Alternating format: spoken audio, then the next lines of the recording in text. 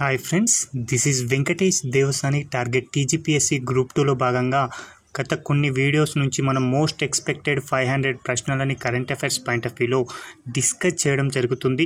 అందులో భాగంగా ఈరోజు మనం డిస్కస్ చేయబోతున్నటువంటి మొదటి ప్రశ్న ఓవరాల్గా 311వ ప్రశ్న చూడండి. ఇటీవల కేంద్ర ప్రభుత్వం అత్యంత ప్రతిష్టాత్మకంగా ప్రారంభించినటువంటి ఎన్పిఎస్ వాత్సల్య అనేటువంటి పథకం ఎవరికి సంబంధించింది అని అడుగుతాడు. కాబట్టి గుర్తుంచుకోండి, చాలా చాలా ఇంపార్టెంట్ అండి. ఈ యొక్క ఎన్పిఎస్ వాత్సల్య అనేటువంటి పథకాన్ని 2024-25 బడ్జెట్ ప్రసంగంలో కేంద్ర ఆర్థిక మంత్రి వర్యులైనటువంటి నిర్మలా సీతారామన్ గారు ఈ యొక్క పథకాన్ని అయితే ప్రకటించడం జరిగింది. ఈ యొక్క పథకం వచ్చేసి మైనర్ విద్యార్థులకు సంబంధించినటువంటి పథకం అండి. చాలా చాలా ఇంపార్టెంట్. మైనర్ పిల్లల యొక్క పెన్షన్ పథకమే ఈ యొక్క ఎన్పిహెచ్ వాత్సల్య అండి. కనీసం 1000 రూపాయలతో ఈ యొక్క పొదుపు పథకాన్ని వారు ప్రారంభించుకోవచ్చు అని గుర్తుంచుకోండి. ఇది కూడా 18 సంవత్సరాల లోపు పిల్లలకి సంబంధించినటువంటి పథకం అండి. కాబట్టి గుర్తుంచుకోండి. డైరెక్ట్ ప్రశ్న అడుగుతాడు. ఇటీవల కేంద్ర బడ్జెట్లో ప్రసంగించినటువంటి ఎన్పిహెచ్ వాత్సల్య ఈ క్రింది వారిలో ఎవరికి సంబంధించింది అని అడగవచ్చు. కాబట్టి కార్మికులు, రైతులు, విద్యార్థులు, అదేవిధంగా మహిళలు అని అడుగుతాడు. కాబట్టి మైనర్ పిల్లలకు సంబంధించినటువంటి ప్రోగ్రాం లేదా కార్యక్రమం అని గుర్తుంచుకుంటే సరిపోతుంది.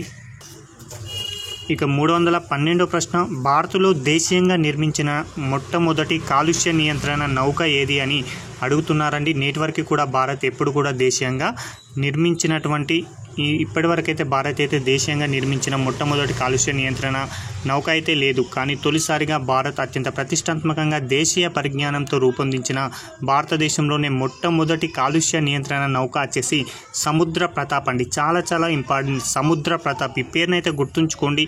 ఎందుకంటే భారతదేశం అత్యంత ప్రతిష్టాత్మకంగా స్వదేశీ పరిజ్ఞానంతో నిర్మించినటువంటి మొట్టమొదటి కాలుష్య నియంత్రణ నౌక అండి. దీనిని ఇటీవల 2024 సంవత్సరంలో గోవాలో ప్రారంభించడం జరిగింది. కాబట్టి సముద్ర ప్రతాప్ అంటే దేనికి సంబంధించిందంటే భారత్ అత్యంత ప్రతిష్టాత్మకంగా స్వదేశీ పరిజ్ఞానంతో రూపొందించినటువంటి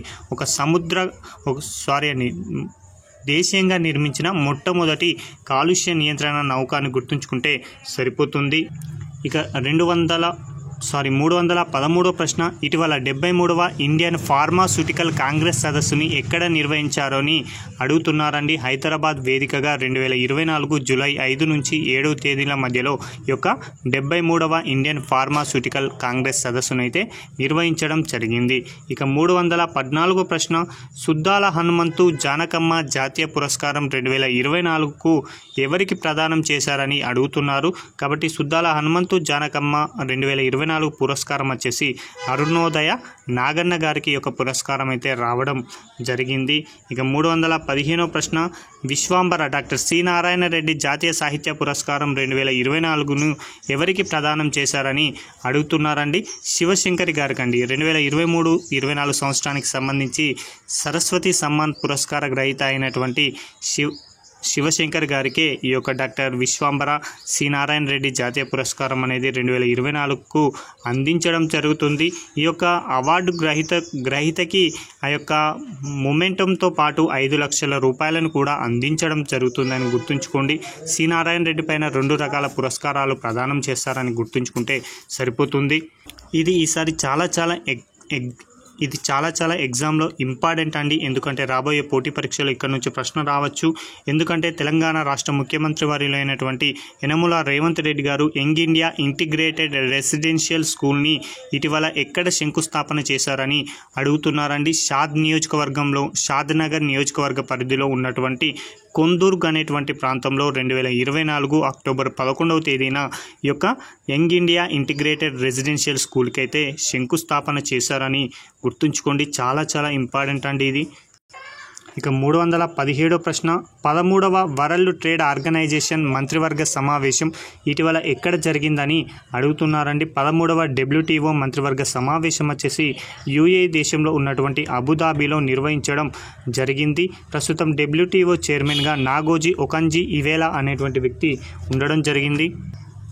ఇక 318వ ప్రశ్న, భారత్లో అతి పొడవైనటువంటి రవాణా సొరంగం T50ని ఇటీవల ఎక్కడ ప్రారంభించారు అంటే కేంద్రపాలిత ప్రాంతమైనటువంటి జమ్మూ కాశ్మీర్లో భారత్లోనే అతి పొడవైన రవాణా సొరంగమైనటువంటి T50ని ప్రారంభించారు. ఇక 319వ ప్రశ్న, ప్రపంచంలోనే మొట్టమొదటి కార్బన్ ఫైబర్ హై స్పీడ్ రైల్ని ఏ దేశంలో ప్రవేశపెట్టబడింది అంటే 2024 జూలై మాసంలో చైనాలో ప్రపంచంలోనే మొట్టమొదటి కార్బన్ ఫైబర్ హై స్పీడ్ రైల్ని అయితే ప్రవేశపెట్టడం జరిగింది.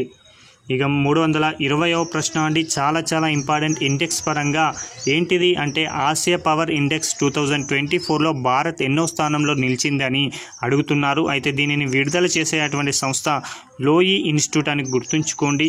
ఇలా 2024లో విడుదల చేసిన ఆసియా పవర్ ఇండెక్స్లో భారత్ వచ్చేసి 3వ స్థానంలో ఉంది. భారత్ స్కోర్ చూడండి 39.1 స్కోర్ అండి. అయితే మొదటి 3 స్థానాలలో అమెరికా, చైనా, ఇండియా అండి. అమెరికా, చైనా, ఇండియా ఉండడం జరిగింది. కాబట్టి గుర్తుంచుకోండి ఆసియా పవర్ ఇండెక్స్లో ఇండియా స్థానం ఎంత అంటే 3rd అని గుర్తుంచుకుంటే సరిపోతుంది. ఇక 321వ ప్రశ్న, 2024 సంవత్సరం ప్రపంచ క్యాన్సర్ దినోత్సవం యొక్క ఇతివృత్తం ఏంటి అని అడుగుతున్నారండి. ప్రతి సంవత్సరం కూడా క్యాన్సర్ పైన అవగాహన కల్పించాలనే ఉద్దేశంతో ఫిబ్రవరి 4వ తేదీని ప్రపంచ క్యాన్సర్ దినోత్సవంగా ప్రకటించడం జరిగింది. ప్రతి సంవత్సరం కూడా ఒక ప్రత్యేకమైనటువంటి ఇతివృత్తాన్ని అయితే ఎంచుకోవడం జరుగుతుంది. అలా 2024 సంవత్సరానికి ఎంచుకున్నటువంటి ప్రత్యేక ఇతివృత్తం వచ్చేసి together we challenge those in power అండి. చాలా important. Together we challenge those in power అని గుర్తుంచుకుంటే సరిపోతుంది. ఇక 322వ ప్రశ్న, ఇటీవల విడుదలైనటువంటి a journey from black gold to white gold అనేటువంటి పుస్తక రచయిత ఎవరు అని అడుగుతున్నారు. కాబట్టి గుర్తుంచుకోండి కుల్దీప్ గుప్తా అండి. చాలా ఇంపార్టెంట్. కుల్దీప్ గుప్తా గారు a journey from black gold to white gold అనేటువంటి పుస్తకాన్ని అయితే రచించడం జరిగింది. మరికొన్ని వార్తల్లో నిలిచినటువంటి పుస్తకాలను కనుక పరిశీలిస్తే ఎట్ ఫైండ్స్ ఏ హోమ్ అనేటువంటి పుస్తకాన్ని అలియా భట్ గారు రచించారు. మరొక పుస్తకం చూడండి the idea of democracy Shyam Pitroda గారు రచించారు. ఈ యొక్క 2 పుస్తకాలు కూడా వార్తల్లో నిలిచాయి. కాబట్టి ఈ 2 పుస్తకాలు అదేవిధంగా a journey from black gold to white gold అనేసి కుల్దీప్ గుప్తా అని గుర్తుంచుకుంటే సరిపోతుంది. ఇక 323వ ప్రశ్న అండి, ఇటీవల కొత్త తెలంగాణ చారిత్ర బృందం కొరాటికల్ జలపాతం వద్ద రాతి దిండ్లను గుర్తించారు. అయితే కొరాటికల్ జలపాతం అనేది ప్రస్తుతం ఏ జిల్లాలో ఉంది అని అడుగుతున్నారండి. ఆదిలాబాద్ అని గుర్తుంచుకోండి. ఆదిలాబాద్లో ఉన్నటువంటి నేరెడ్గొండ అనేటువంటి మండలంలో ఈ యొక్క కొరాటికల్ జలపాతం వద్ద రాతి దిండ్లను అయితే గుర్తించడం జరిగింది. ఇక 324వ ప్రశ్న, కృత్రిమ మేధ పైన అంతర్జాతీయ సదస్సును ఇటీవల ఎక్కడ నిర్వహించారని అడుగుతున్నారండి. కాబట్టి కృత్రిమ మేధ పైన అంతర్జాతీయ సదస్సునైతే ఇటీవల హైదరాబాదులో ఉన్నటువంటి HICC అనేటువంటి సభా ప్రాంగణంలో ఈ యొక్క సమావేశం అయితే 2024 సెప్టెంబర్ 5, 6, 2 తేదీల్లో ఈ యొక్క సమావేశం అయితే నిర్వహించడం జరిగింది. కాబట్టి ఎగ్జామ్ పాయింట్ ఆఫ్ వ్యూలో ఇక్కడ నుంచి ప్రశ్న అడగవచ్చు. ఎందుకంటే తెలంగాణ ప్రభుత్వం అత్యంత ప్రతిష్టాత్మకంగా AI పైన ఈ యొక్క అంతర్జాతీయ సదస్సును హైదరాబాద్ వేదికగా నిర్వహించింది. కాబట్టి డేట్ అన్న అడగవచ్చు, ప్లేస్ అన్న అడగవచ్చు. కాబట్టి గుర్తుంచుకోండి. ఇక తెలంగాణకు సంబంధించిన మరొక అంశం విదేశీ ప్రత్యక్ష పెట్టుబడులు FDIలను ఆకర్షించడంలో ప్రస్తుతం తెలంగాణ ఎన్నో స్థానంలో ఉంది అంటే 7వ స్థానంలో తెలంగాణ అనేది ఉండడం జరిగింది. మొదటి స్థానంలో మహారాష్ట్ర, 2వ స్థానంలో కర్ణాటక ఉండడం జరిగింది. ఇక 326వ ప్రశ్న చూడండి, ఇటీవల భారత్ ఫుట్బాల్ జట్టులో చోటు దక్కించుకున్నటువంటి తెలంగాణ మహిళా క్రీడాకారిణి ఎవరు అంటే సౌమ్య గుగోలత్ అండి. సౌమ్య గుగోలత్ అనేటువంటి క్రీడాకారిణి తెలంగాణ నుంచి భారత్ ఫుట్బాల్ జట్టులో స్థానమైతే దక్కించుకోవడం జరిగింది. కాబట్టి ఆమె పేరును గుర్తుంచుకోండి, సౌమ్య అంటే సరిపోతుంది. ఇక 327వ ప్రశ్న, పర్యాటక రంగాన్ని ప్రోత్సహించడం కోసం విద్యార్థుల కొరకు తెలంగాణ ప్రభుత్వం ప్రారంభించినటువంటి కార్యక్రమం పేరేంటి అంటే తెలంగాణ దర్శిని అండి. ఈ యొక్క తెలంగాణ దర్శిని అనేటువంటి ప్రోగ్రాన్ని ప్రపంచ పర్యాటక దినోత్సవం రోజున అంటే సెప్టెంబర్ 27, 2024 తేదీన ప్రారంభించడం జరిగింది. ఇక 328వ ప్రశ్న, ఇటీవల 2024 సెప్టెంబర్ 17న తెలంగాణ గ్రామీణాభివృద్ధి శాఖ మంత్రివర్యులైనటువంటి అనసూయ సీతక్క గారు తెలంగాణలోని తొలి కంటైనర్ స్కూల్ని ఎక్కడ ప్రారంభించారని అడుగుతున్నారండి. తెలంగాణ రాష్ట్రంలోనే తొలి కంటైనర్ స్కూల్ని ములుగు జిల్లా బంగారుపల్లి అనేటువంటి ఒక అటవీ ప్రాంతంలో సీతక్క గారు ప్రారంభించారు. కాబట్టి జిల్లా పేరును గుర్తుంచుకోండి, ములుగు జిల్లా బంగారుపల్లి అండి. ఎందుకోసం అక్కడ కంటైనర్ స్కూల్ అంటే అక్కడ కనీసం స్కూల్ సదుపాయం లేకపోవడంతో ఒక కంటైనర్లో ఒక పాఠశాలను ఏర్పాటు చేసి ఆ యొక్క అటవీ బిడ్డలకి విద్యనైతే అందించడం జరుగుతుంది. కాబట్టి గుర్తుంచుకోండి, ములుగు జిల్లా అంటే గుర్తుంచుకోండి, తెలంగాణలోనే తొలి కంటైనర్ స్కూల్ అండి. చాలా చాలా ఇంపార్టెంట్. ఇక 329వ ప్రశ్న అండి, కొత్త క్రిమినల్ చట్టాల కోసం ఇటీవల తెలంగాణ ప్రభుత్వం ప్రారంభించినటువంటి అప్లికేషన్ ఏది అని అడుగుతున్నారండి.